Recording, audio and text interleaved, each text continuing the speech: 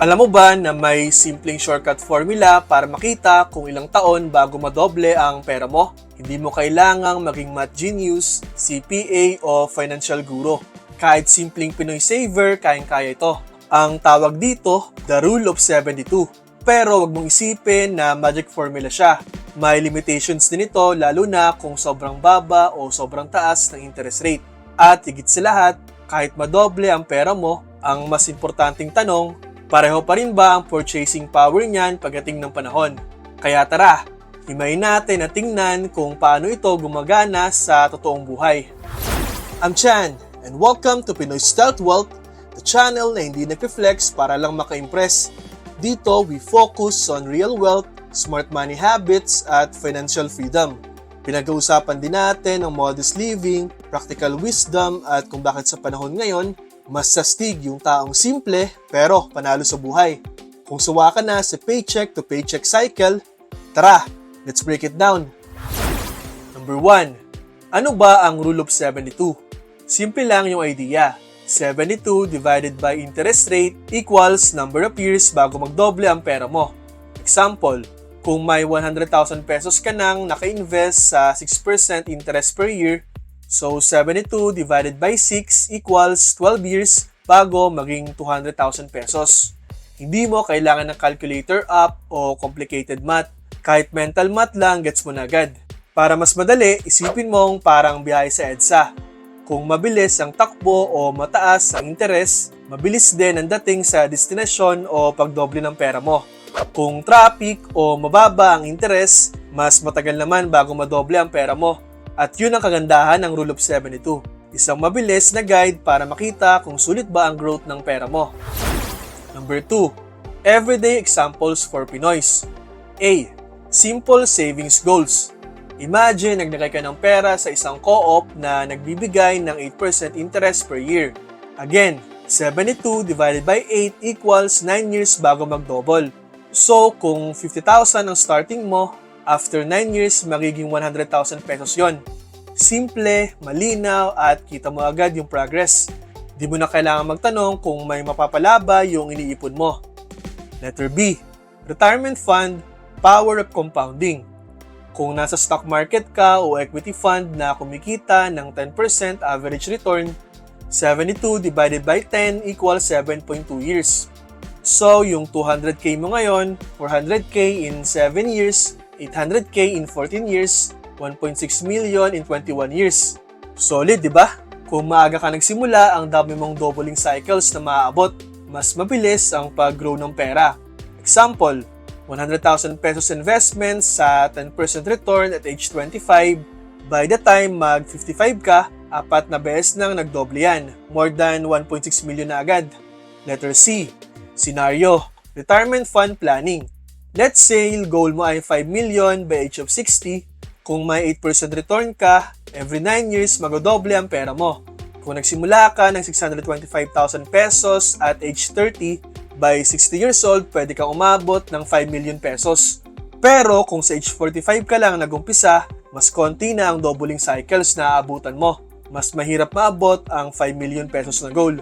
Kaya kailangan mo dagdagan ang starting capital o maghulog monthly. Lesson: the earlier you start, the less money you need upfront. Time is your biggest ally sa compounding. Kumbaga sa puno ng mangga, mas maaga mo itanim, mas madalas at mas madami kang aanihin. Number 3. The catch, limitations ng Rule of 72. Ngayon, ito yung reality check. Hindi siya laging eksakto.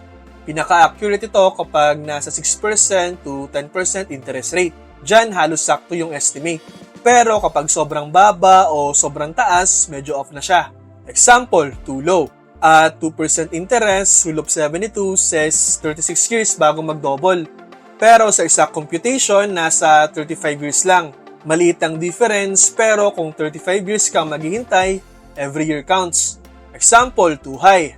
At 24% interest, Rule of 72 says 3 years. Pero sa actual, 3.2 years. Yung 0.2 years, halos ilang buwan din yon. Malaking bagay, lalo na kung milyon ang ini-invest mo. Summary, 6 to 10% halos sakto. Below 3%, medyo mas mabilis yung actual sa pag-double. Above 20%, medyo off din. Minsan, mas mabilis, minsan mas mabagal. Parang Waze lang si Rule of 72. Mabilis at handy gamitin pero hindi laging sakto sa biyahe. Uy, saglit lang! Kung gustong matutunan tong lifestyle na to, subscribe now sa Pinoy Stealth Wealth, Real Talk, Real Goals, Real Freedom. Okay, balik tayo. Number 4.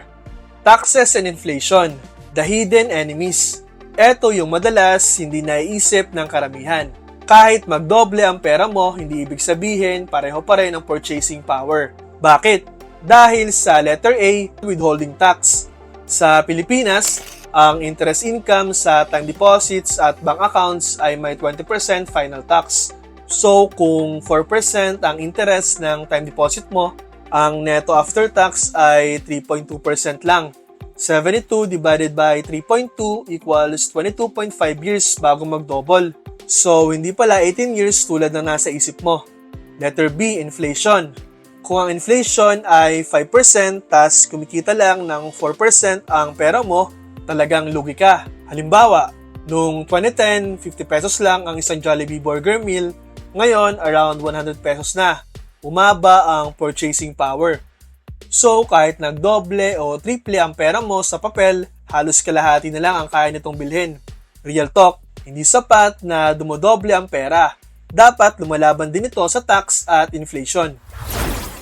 Number 5. Practical takeaways for Pinoys. Number 1. Check where your money grows. Kung nasa 1% savings account lang, baka abutin ka ng 72 years bago mag-double. Halos lifetime na yon. Number 2. Aim for 6-12% long-term investments like equity funds, diversified portfolios, o long-term co-ops. Diyan, mas useful ang Rule of 72. Number 3. Always factor in tax and inflation. Kahit doble sa papel, baka kalahati na lang yan ang tunay na value. Number 4. Start early. Kahit maliit na 6% return lang, kung consistent ka naman over decades, pwede kang maging milyonaryo. Number 5. Retirement check. Hindi lang basta madodoble ba?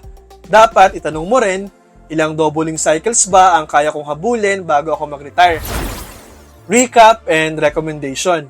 Ang Rule of 72 ay parang paracetamol. Mabilis, handy, at madaling gamitin. Pero hindi laging perfect. Ang tunay na game changer, disiplina sa pag-iipon, tamang investment vehicle, at pag-intindi na hindi lang dapat tumodoble ang pera, kundi dapat lumalaban din sa tax at inflation. Kaya kung gusto mong maging future millionaire o makaipon ng solid retirement fund, huwag ka nang umasa sa regular savings. Maghanap ka ng mas mataas pero realistic na returns. At gamitin ang Rule of 72 bilang guide, hindi bilang final answer. Kaya kung gusto mo pang matuto kung paano maging wais, simple pero panalo sa buhay, subscribe na sa Pinoy Stealth Wealth. Tandaan, hindi man tayo flashy, pero future natin, steady at happy. Subscribe now and see you in the next video.